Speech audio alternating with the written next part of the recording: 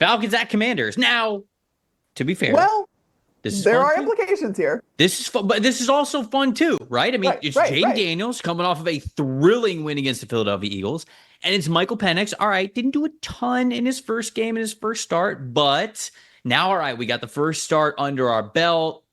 Let's let loose a little bit here. So it's the Falcons against the Commanders. This one is in Washington. What is your matchup that matters here for this one? Yeah, I have to think that so the Commanders 10th ranked run defense grade here, and you look at what the Falcons do well, and I'll get to Michael Penix Jr., but you also think Bijan Robinson. I mean, that's such a huge part of what they do offensively, and again, it's something that is going to be needed against this Washington defense, which again is good against the run this year.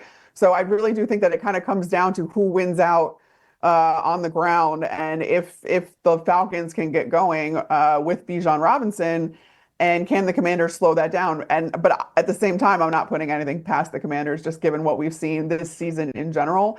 I can't remember the exact stat, but Jayden Daniels has two of the four latest go-ahead touchdowns in the league this year. So you think about that Hail Mary that was hit at 0.00 on the clock against the Bears, and then this last week they come from behind with the Philadelphia Eagles.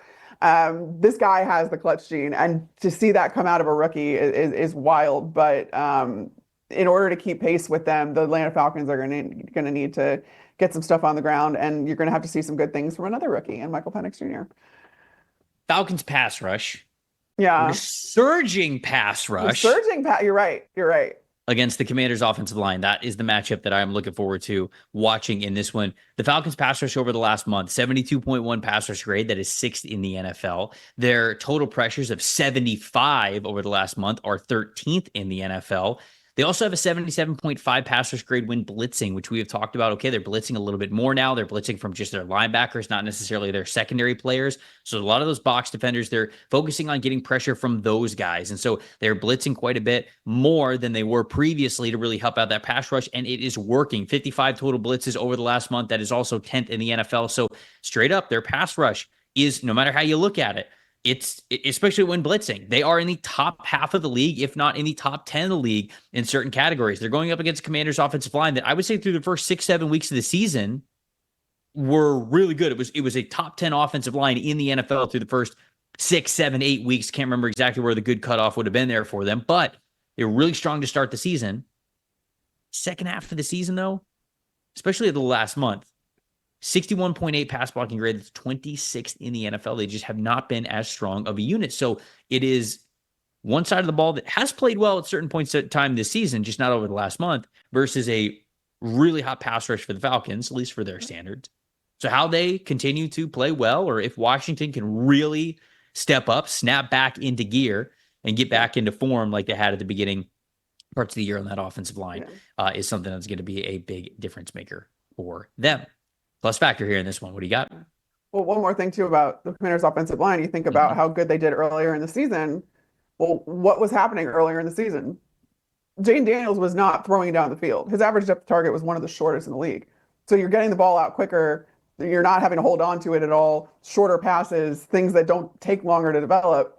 And you've seen that this kind of inverse relationship with as Jayden Daniels' average depth of target has gone up, the offensive line play has gone down. And it's because you're having to hold the line a little bit longer. Jayden Daniels is holding the ball a little bit longer. He also scrambles around, and he has the most scrambles of any quarterback in the league. So you also have to take that into account as well with the offensive line. But I think it's a really good call out to say, yeah, we haven't seen, now that you're kind of running the more complete offense with Jayden Daniels, we haven't seen this offensive line be able to keep up. But my plus factor is obviously Michael Penix Jr. Mm-hmm. What was really interesting to me this last week, though, with him making his first start, I think the Falcons are going about it the right way in a lot of ways in trying as much as you can this late in the season, you know, with all of this to ease him in. They utilized motion 81% of the plays in week 16. That's their highest in a game this season by far. It's a 21.7% increase from their rates from weeks 1 through 15, which was 59.3% rate of motion. So this is all from NGS. And then you think about, okay, well, what does that mean?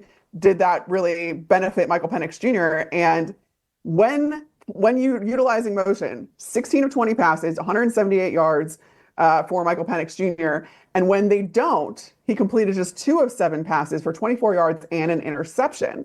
So that's something that, again, I've talked a lot about what motion means for especially young quarterbacks and how the Bears were not using enough of it with Caleb Williams, and then Thomas Brown took over, and then you saw the uptick in motion. And what it does is it gives the quarterback a lot of information, right?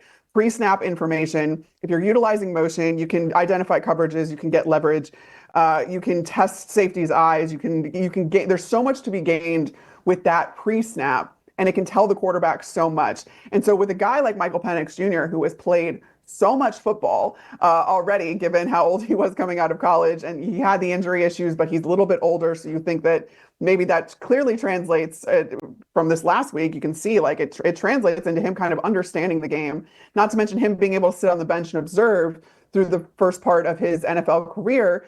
That's materialized into someone that can recognize things very easily, especially if you're giving him as much information as you possibly can. So I'm really interested to see how much that keeps up and what Michael Penix Jr. can do with that, especially in these games that do mean a lot for the Atlanta Falcons. I think his go-to pass catcher in Drake London is going to be the plus factor in this game. We know that they're going to run the ball well. That we know that that's what they're going to want to do with Bijan Robinson and Tyler Algier, one of the better run blocking offensive lines in the NFL. But Drake London leaves last game with a hamstring injury. Raheem Morris says afterwards he could have gone back in had the game been closer, but we didn't want to risk it with him. We didn't want to further that injury. So if he's good to go this week, he's going up against Mike Sainristil and Marshawn Lattimore, who are 2 good corners, but had coverage grades in the 50s last week and just haven't been playing well as of late. So with Michael Penix Jr., we saw what he was able to do with a guy like Rome Odunze and really just all 3 receivers at the Washington when he was in Washington's football program over the last couple of years. So he is somebody who really knows how to feed a target that is worth it. And Drake London is absolutely worth it. I think he could have a monster day in this one, as this could be a fireworks show. I really do think that this could be a high-scoring matchup between the Falcons and the Commanders. All jokes aside, with wishing that the Packers and the Vikings were on primetime football, I think that the Commanders and the Falcons are going to give us a good show. Thanks for watching, everybody. Make sure you like and subscribe the video. And if you don't have a PFF Plus subscription, you can get one to see all the premium stats that we talked about here on the show, plus the expert betting and fantasy advice over at subscribe.pff.com. The description is also right below, so if you are not a PFF Plus subscriber, you can come one today.